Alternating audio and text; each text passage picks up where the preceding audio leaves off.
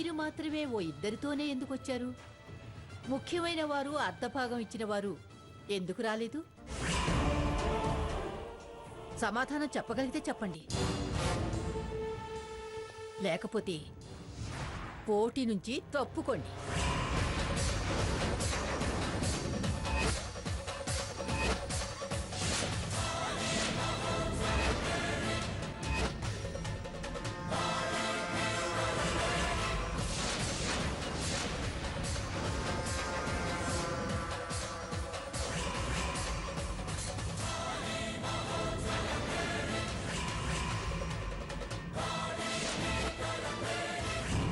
భాగీరథి దేవి గారు, భాగీరథి దేవి గారు, భాగీరథి దేవి గారు.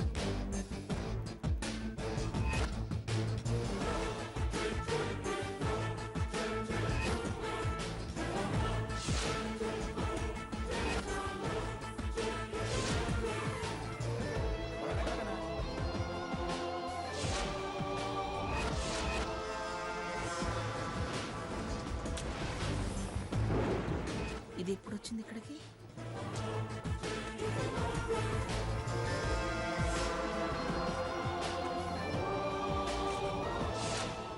వాస్తవాలు తెలియకుండా మాట జారకండి. తాతయ్య గారే కాదు, ఆవిడ కోసం మేం కూడా వచ్చాం.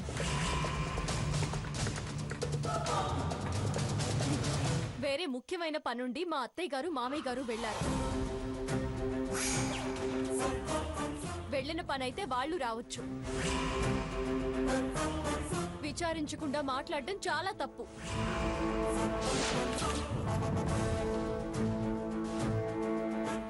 తాతయ్య గారు లేవండి.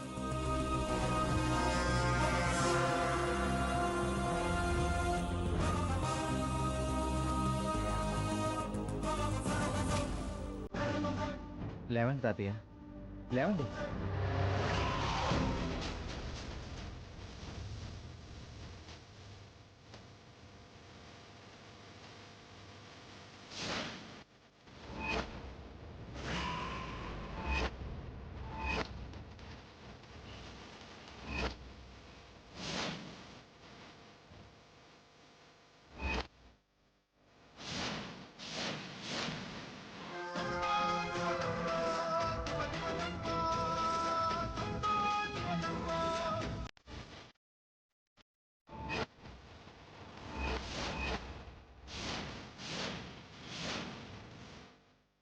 చూసావుగా, చాలా సమాధానం దొరికిందిగా. సందేహం తీరిందా? వస్తే రావచ్చు. వచ్చిన వారు మీ పక్కన ఉండాలి గాని మరి అక్కడెందుకు కూర్చున్నారు?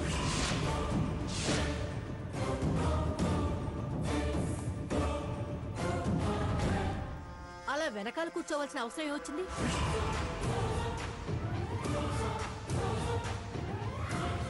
ఎవరికి చిన్నతనమని అలా దూరంగా కూర్చున్నారు? లేరు కాబట్టి అడగాల్సి వచ్చింది.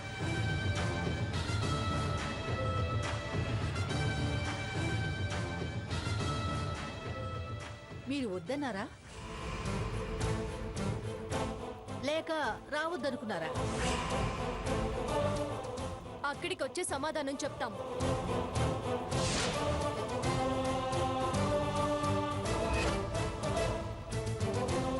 తాతయ్య గారు రండి.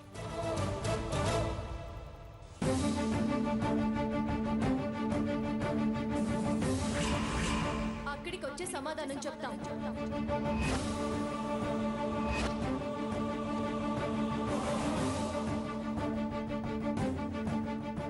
అసలు వీళ్ళు ఇప్పుడు వచ్చారు, ఇక్కడికొచ్చి సమాధానం చెప్తానంటుందేంటి?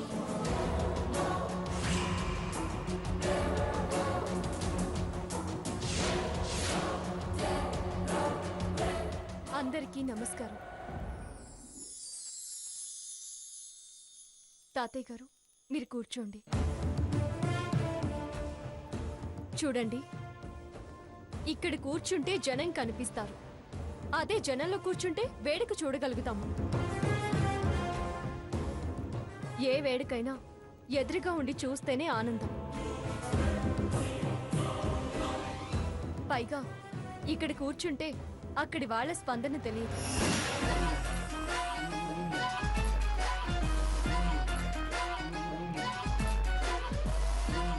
అందుకే అక్కడుండి అమ్మమ్మ గారిని జనం పొగడ్డం వినాలని, అది విని ఆనందించాలని అక్కడ కూర్చుందామని మమ్మల్ని అక్కడ కూర్చోబెట్టారు మా తాతయ్య గారు.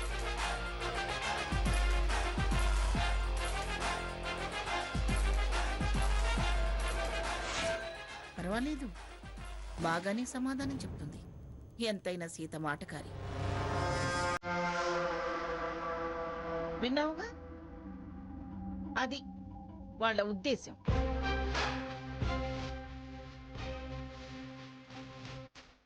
నువ్వేదో దాన్ని వంకర చేసి వంకర కూతలు పోసావు. నా మీద వాళ్ళకున్న ప్రేమ అది.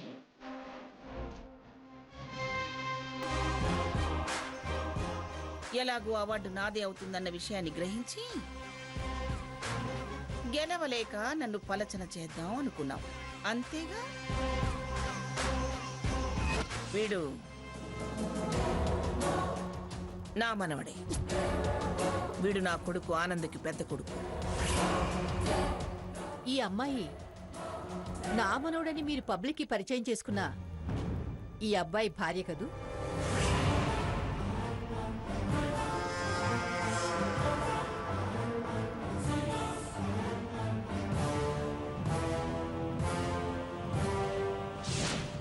వీడు నా కొడుకు, ఆనందకి పెద్ద కొడుకు. ఊటీలో ఇతర దేశాల్లో చదువుకొని ఇండియాకు వచ్చాడు. వీడి పెళ్లి జరిగింది కాబట్టి ఈ రిసెప్షన్ ఏర్పాటు చేశాం.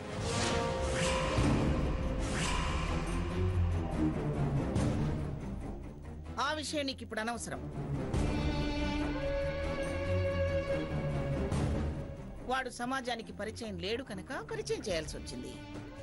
ఏది అవసరమో అనవసరమో నాకు తెలుసు. అమ్మమ్మ గారు, తాతయ్య గారని వరుసలు బాగుండొచ్చు,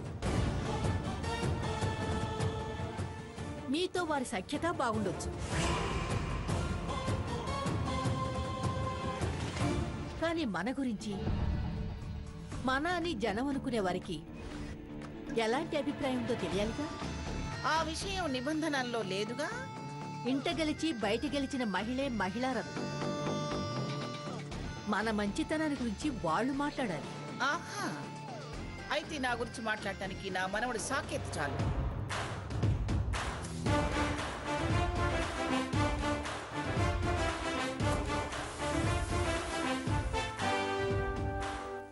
సాకేత్, చూస్తామే, రారా. నీకేనేంటి, నాకు నా మనవరాలుంది. అమ్మ హారతి, రామ్మ.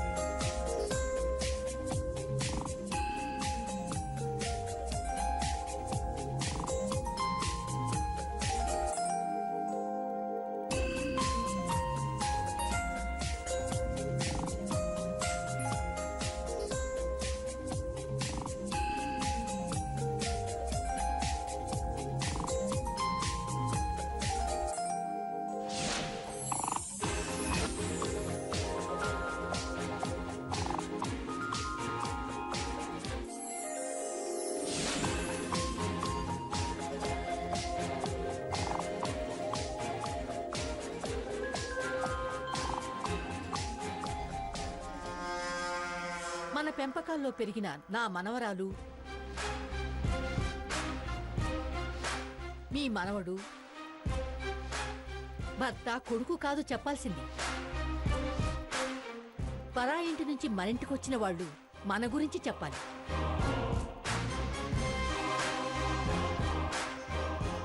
మీ గురించి ఈ అమ్మాయి మాట్లాడగలదా?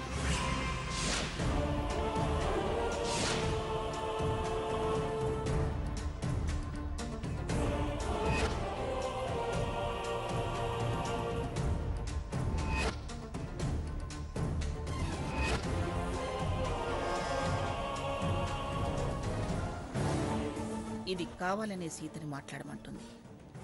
ఎలా అయినా నన్ను హేళన చేయాలని చూస్తోంది.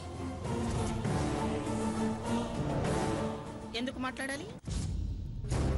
మాట్లాడాల్సిన అవసరం ఏమిటి? అలాంటి నిబంధనలు ఇక్కడేమి లేవుగా. అలాంటి ప్రస్తావనలు, షరతులు నువ్వు పెట్టద్దు. నేనే షరతులు పెట్టడం లేదు. మీరే చెప్పండి, నేనన్న దాంట్లో ఏమైనా తప్పుందా?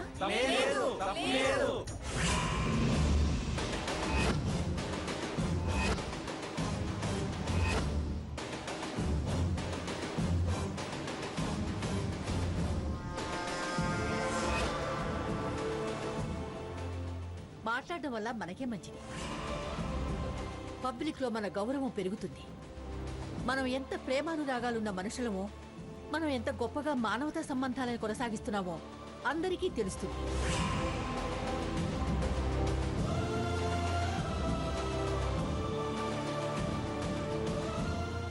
అక్కడ కూర్చొని భార్యకు జరుగుతున్న సన్మానాన్ని చూసి ఆనందించాలన్న కోరికలో ఎంత నిజాయితీ ఉందో కూడా తెలుస్తుంది కదా.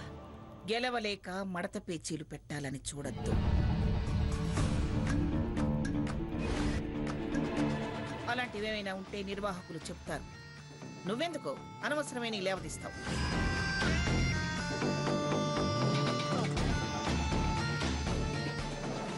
అయినా ఎవరో నా గురించి సర్టిఫై చేస్తే ఇచ్చే బిరుదులు, బహుమానాలు నాకక్కర్లేదు. నువ్వే తీసుకో ఆ అవార్డు. పబ్లిక్కి తెలియాలి. నేనే పరాయవాడని మాట్లాడమనలేదే, మీ మనవడి భార్యనేగా మాట్లాడమంది.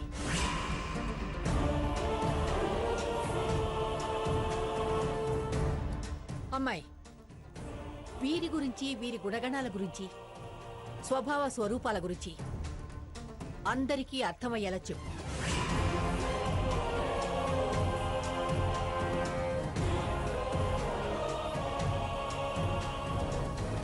బహుమతుల కోసమో బిరుదులు దక్కించుకోవాలనో కాదు, దేవుడు సాక్షిగా నిజం చెప్పు.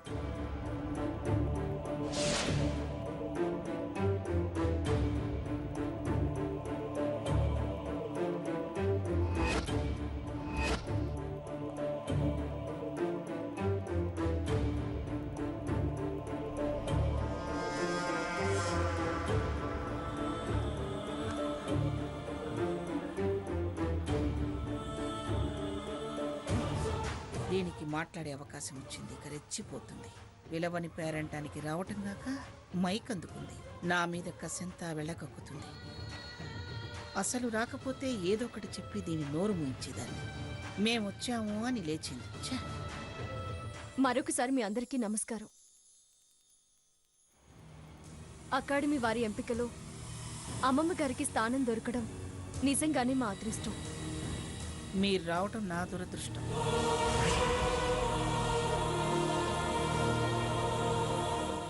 అమ్మమ్మ గారికి, తాతయ్య గారికి మధ్య స్పర్ధలున్నాయి. అకాడమీ వారి ఎంపికలో అమ్మమ్మ గారికి స్థానం దొరకడం నిజంగానే మా అదృష్టం. మీరు రావటం నా దురదృష్టం.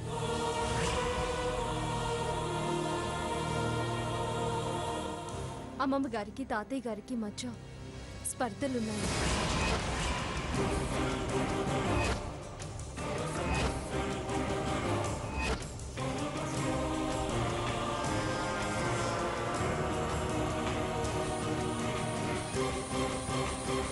మనస్పర్ధలున్నాయి, అభిప్రాయ భేదాలు కూడా ఉన్నాయి.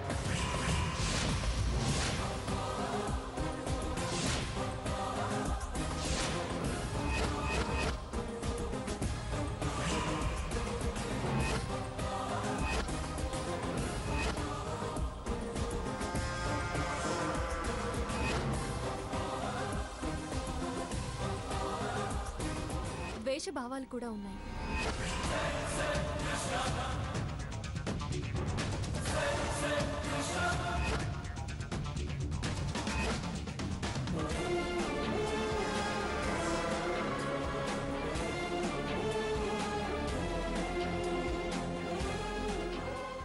ఇంకేముంది, ఎత్తుకుంది. ఇక తూర్పార పడుతుంది. ఒకరంటే ఒకరికి పడదు.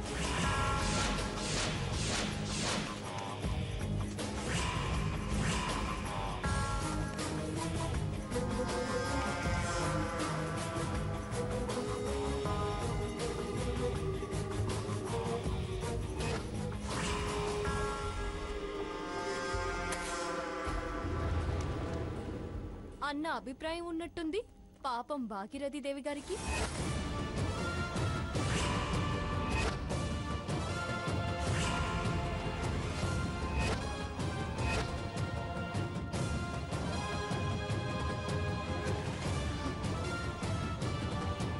అందుకే ముందు మీ వారు రాలేదే, మీ వాళ్ళు రాలేదే అని మొదలుపెట్టారు.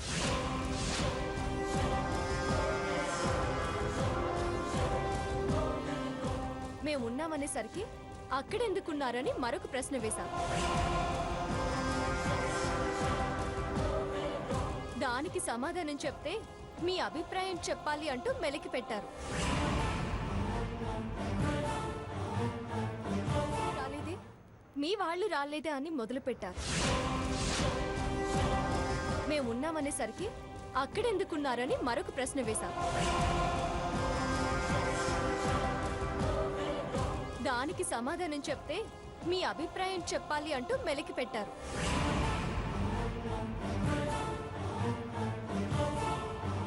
అందుకే అనుమానాలు పూర్తిగా తొలగించాలని నేను మాట్లాడుతున్నాను.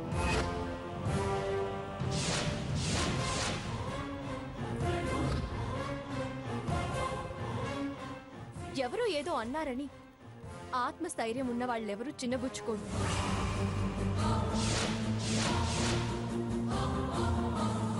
నేను అమ్మమ్మ గారు కూడా అలాంటి వాళ్ళని.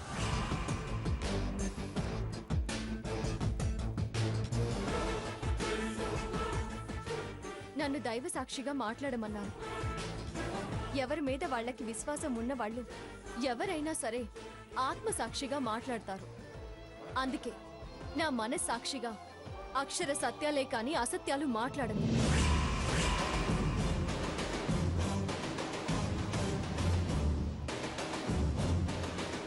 అందం దేవుడిచ్చిన వరం, హుందాతనం దానికి ఆభరణం.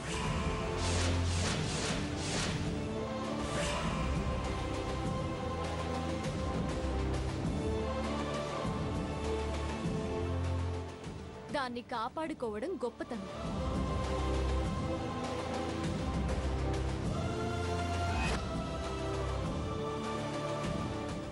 అదే మా అమ్మమ్మ గారి మొదటి లక్షణం.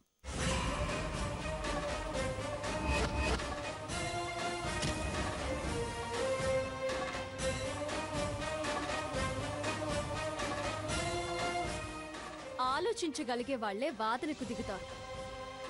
ఎవరికి వారు కరెక్టే అనుకుంటారు.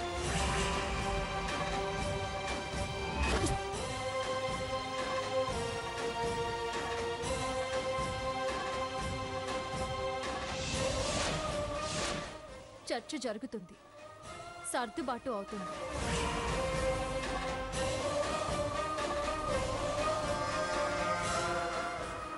అది స్వార్థం కాదు.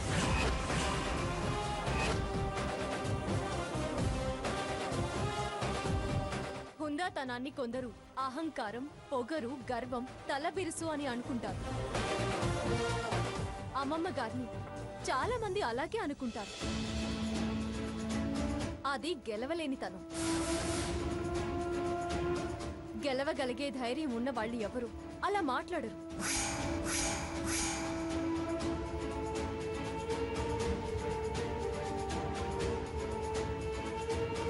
అమ్మమ్మ గారికి చాలా పంతం ఎక్కువ అంటారు. అవును, ఎక్కువే. పంతం లేకపోతే విజయాలు సొంతం కావు.